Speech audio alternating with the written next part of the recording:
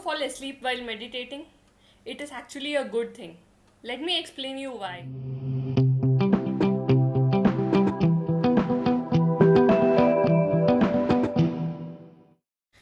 Hello everyone, I am Siddhika. Welcome back to my channel, The Self Development.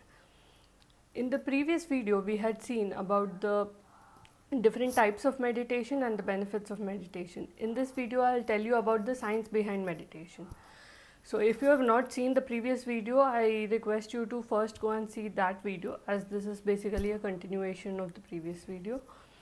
So coming over to the science behind meditation. So what scientists and researchers have done is that they analyze the various brain wave frequencies using a EEG machine and plugging the electrodes in the heads.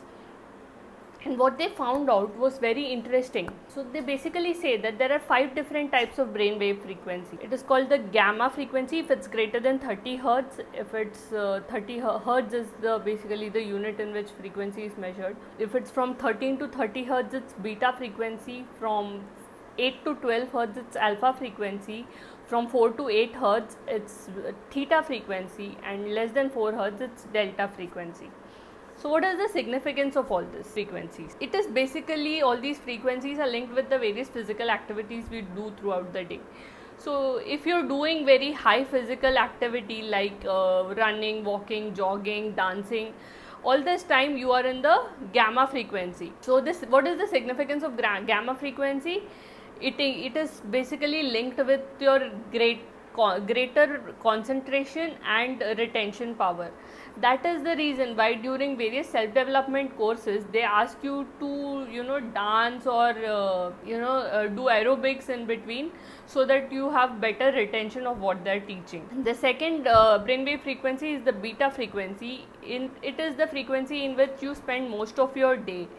So you are in office writing reports, checking emails, managing all your work. All this time you are in the beta frequency. The third frequency is the alpha frequency. Relaxing with your friends after a busy day, you're relaxing with your family. All this time you are in the alpha frequency. The significance of this frequency is that although the concentration power is reduced in alpha frequency, but you have better creativity, you have better self-control, and you have better extroversion in the alpha frequency. Alpha frequency is also called the bridge between your conscious and your subconscious mind. Now the fourth frequency is the theta frequency. The theta frequency is basically your exposed subconscious brain. When do we experience the theta frequency? We experience it 2 times during a day.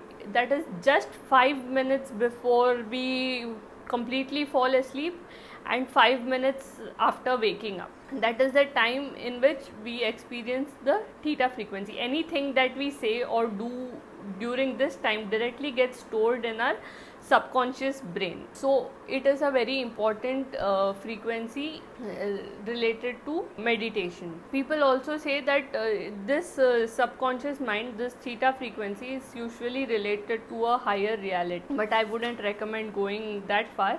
And the fifth state is the delta frequency, which is basically your dreamless sleeping state that you're in. So now coming back to meditation, how does meditation help you with all this? The thing is, meditation usually tries to relax your mind and bring it to the alpha or the theta states. So the theta state, if it's your exposed subconscious, you must have realized that it is very helpful to reprogram your subconscious beliefs.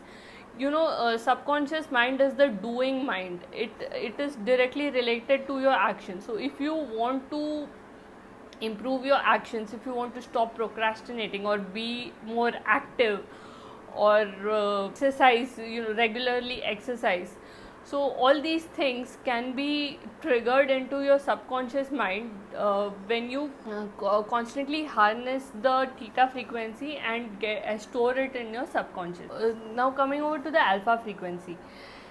See, if you think about it, nowadays it is very normal to say that most of our day is spent in the beta frequency, but then if you think about our evolution, and when we were apes back in the jungle, we used to need to go to the beta or the gamma frequency only during a few instances, you know, like when you want food or when you are facing any kind of danger.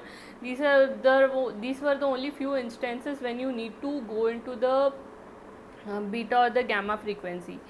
Otherwise, most of the time you used to remain in the alpha or the lower beta frequencies only. That is why a prolonged exposure to beta states results in stress, and the entire concept behind meditative practices is to reduce the stress and increase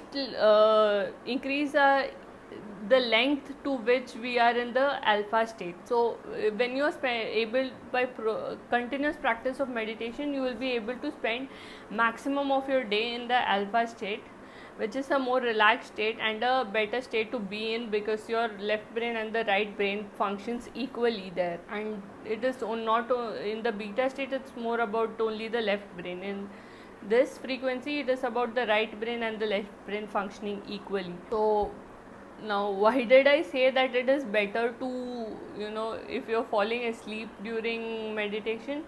See, most of the people who do meditation really struggle to even reach the alpha state from the beta state, because of the continuous thoughts that keep coming in our mind. So if you are able to reach the alpha state and then the theta state and then also the delta state, it's actually a good thing that you are able to relax yourself so well. But then with a little bit of practice, you will know how to harness the theta frequency and use it for your advantage. So having this knowledge, you can actually design your own meditative practices and use it for your advantages. But I would recommend initially, if you are a beginner with meditation, I would suggest you initially go with some guide or appoint a teacher, or go with some guided meditation for some time. And then later on, maybe you could play with all these brainwave frequencies and use it for your advantage. That's all for now. Do subscribe to my channel. Do press the like button if you like this video, and if you have any doubts, please post it in the comments, or any appreciation would be most welcome. I really love reading your comments, and thank you for watching.